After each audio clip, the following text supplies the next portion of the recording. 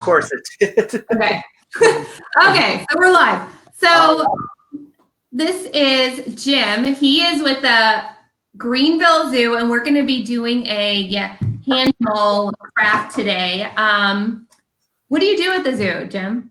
Yeah, I am one of our educator coordinators here at the zoo, which is a kind of a boring title, but we are really the Jack and Jills of all trades here at the zoo. We do summer camp, we facilitate homeschool, on-site programs, distance learning, which I'm in our distance learning room right now, so we can go out to different states and countries around the world.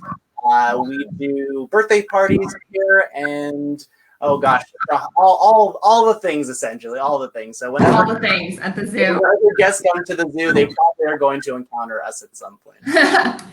How's it been with nobody there? Yeah, that's a very frequently asked question. It's funny because some of the animals at the zoo, more so I think the humans, are missing other humans in some cases. We do love to have our guests come and enjoy our zoo. As far as the other creatures around the zoo, that all depends on what the creature is. Some of them, they're like, just give me food and a place to stay, and I don't care if anybody's out there or everybody's out there. Believe it or not, we have a few creatures that are a little bit, I guess, you would expect them to be missing people. We have a rhino iguana, Scar, and he loves seeing people. So an iguana is missing guests here at the zoo, and of course our giraffes and our orangutans or some of our primates are. They notice the lack of guests in our zoo for sure. Oh, do you have an animal today for us? I do. I was going to say I will introduce them to you because really, without them, this class wouldn't be nearly as fun. We love to introduce our animal friends to all of our guests. So let me just kind of pop down for 1 second. I'm going to get them over here. I've got a little something for them to relax on as well. To relax on. So if you're just joining us, we are here with Jim from the Greenville Zoo. We're going to be doing a craft. So if you have all you need really are some pencils, paper, crayons. We have some of these. I'm not sure if they're going to work, but we'll see. We'll see what we can do here. And then Jim has an animal that he's going to show us. I do. I'm going to see if I can get the camera angle a little bit. Oops, that's not what I wanted to do. Sorry about that. You're like holding us in suspense for which animal it is. Yeah. Oh, that's definitely not the right camera. There's the right camera. Oh, there we go. I'm going to actually take the camera and move it a little bit. Okay. Sorry, everyone. There they are. Oh. So you are meeting our two adorable green-cheeked conures, which are a type of parrot.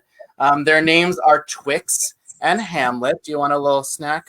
Yeah. Hold on. Oh, look at how cute they are. Here you go. So I'm going to try it. Remember to there we go. Get a good angle of them. So Twix and Hamlet are, like I said, full-grown green-cheeked conures, which are a bird that are native to Central and South America.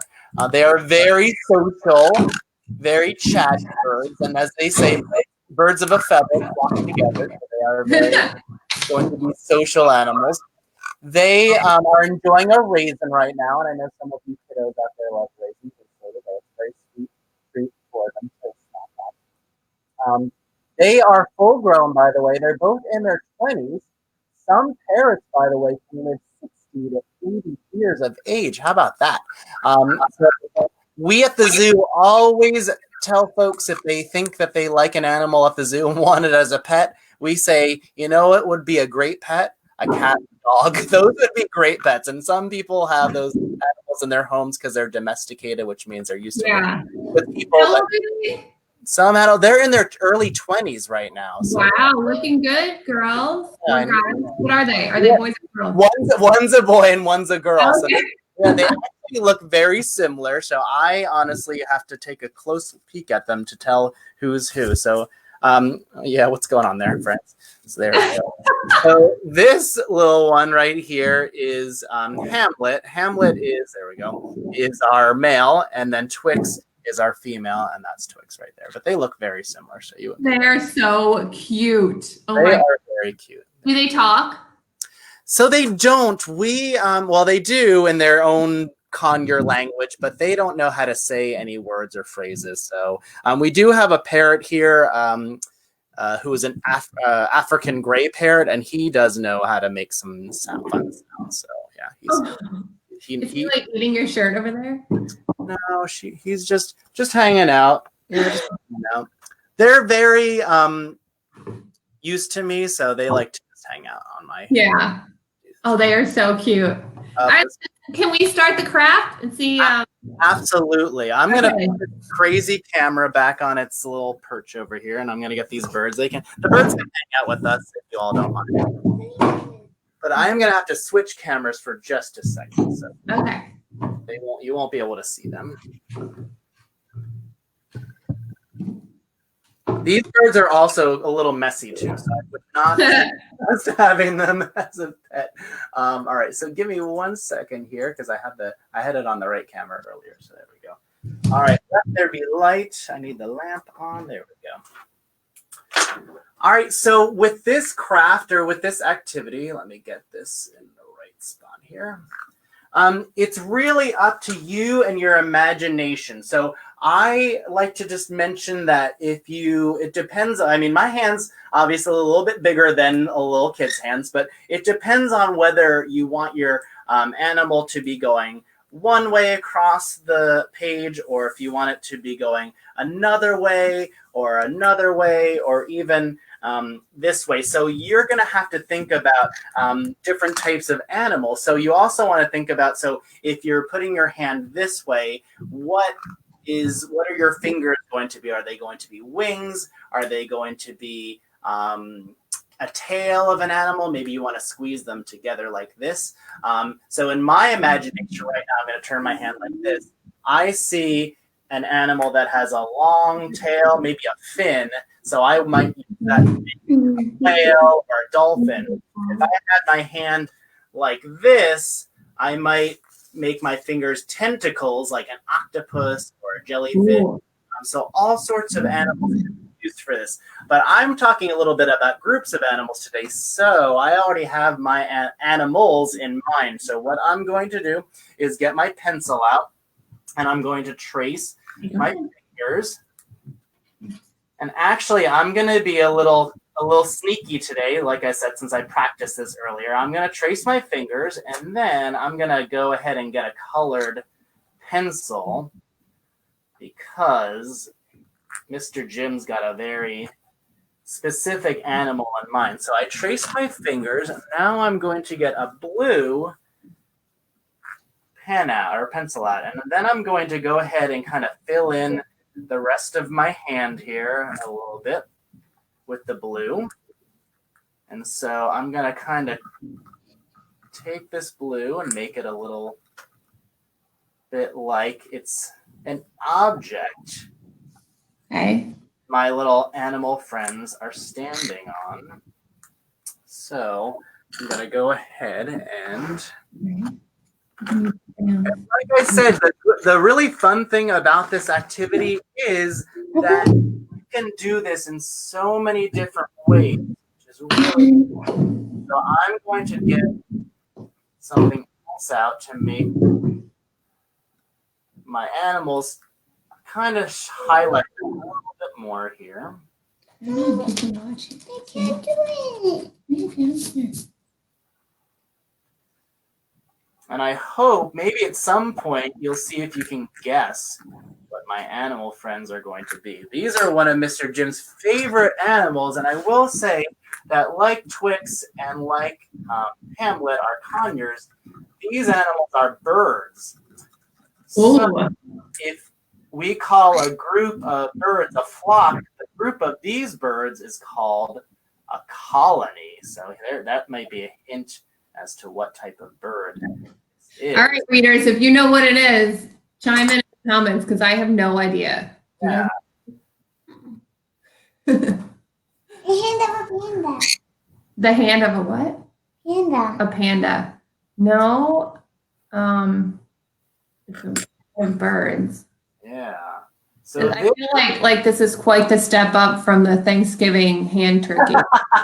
it is a step up. I was going to say hand turkeys are still the OG Handimal, that's for sure. They're the tried and true Handimal. That's something that anybody can do. That's for sure. That's a good Handimal. That's the only thing I know how to do. I was gonna say you can get so fancy with Handimals. I've seen a lot of really fun ones. Like I said, just depending on which way your hand goes or how your fingers are, that kind of really kind of helps decide which what your animal might look like in the end. Are those the bird sounds in the background? They are the bird sounds in the background. They want to get back on camera. They feel left out. They're chirping over there. They're like, yeah, how come we're not part of this anymore? Yeah. I'll invite them back in just a little bit. I promise. All right, so my colony of these animals are taking shape a little bit more right now. So penguins. There you go. That's right, penguins. So penguins are one of my favorite animals. They're so cute. No offense to you little birdies over there, but they are an animal, funny enough, that while we don't have them here at the zoo, we could have them in two different spots. We could have them in our Africa section. Penguins in Africa, they are called, that's right, African penguins or black-footed penguins. We could also have them in our South American section because there are a few different species or types of penguins that live in South America as well. There are penguins that live south of the equator from the Galapagos Islands to they live in a lot of different locations. I had no idea. Some of them are sunny locations and some of them are warm and some of them are rather cold locations. Could the Greenville Zoo ever get penguins? I don't know. It really just depends on if we had enough space. We don't have quite the exhibit area for them, so that would be a bit of a tricky situation for them. But yeah, I would love. Personally, I would love to have penguins at the zoo, but that's not up to me to decide, unfortunately. So, if you want to donate some penguins to the zoo. We'll be happy to take them. But yeah, other than that, it would be a little bit tricky. We do have some very cool birds at our zoo. We have vultures, which live in Africa. They're very cool. We also have other types of birds like parrots in our area.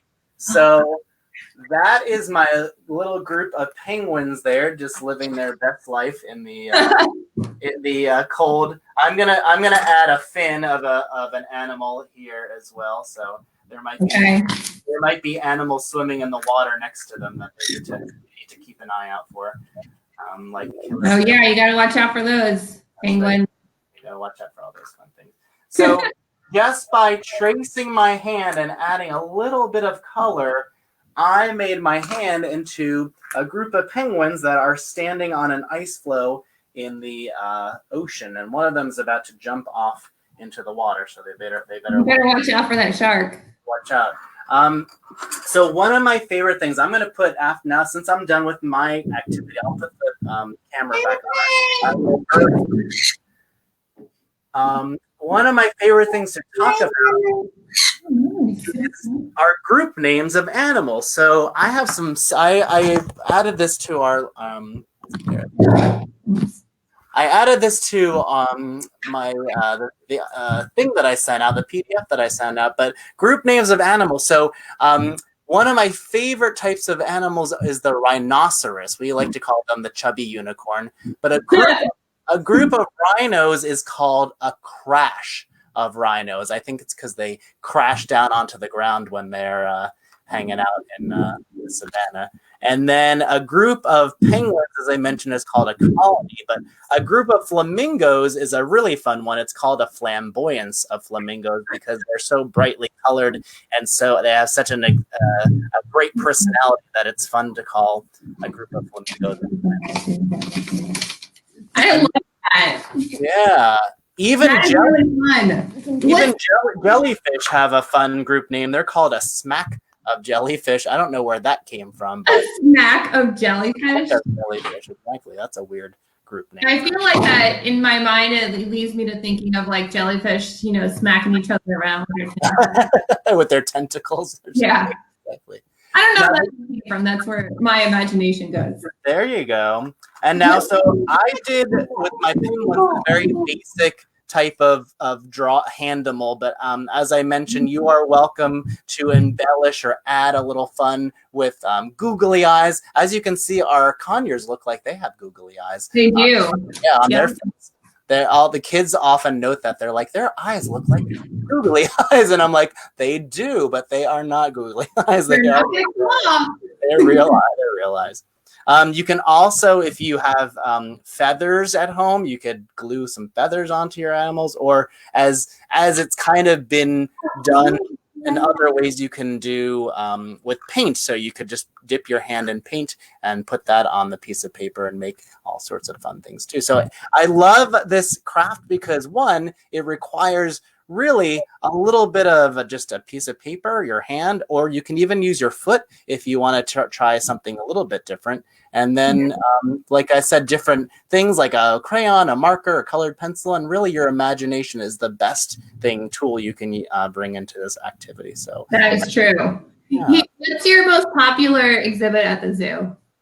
That's funny. I feel like head and shoulders above the rest, pun intended, that our giraffes are the most popular at our zoo because they're just such a fun animal. They're kind of big and goofy looking, but they're just.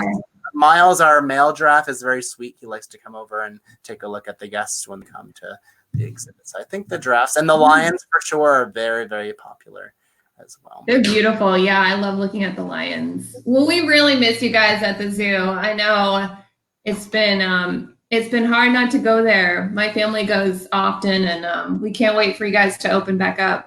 Oh my goodness, yeah, we cannot wait to have our friends come back to the zoo and see everybody. It's going to be hard because I'm such a hugger. I'm going to want to like hug every guest that comes through the first time we're open, but yeah, we'll be able to do it soon. We're still trying to figure out when that day will be.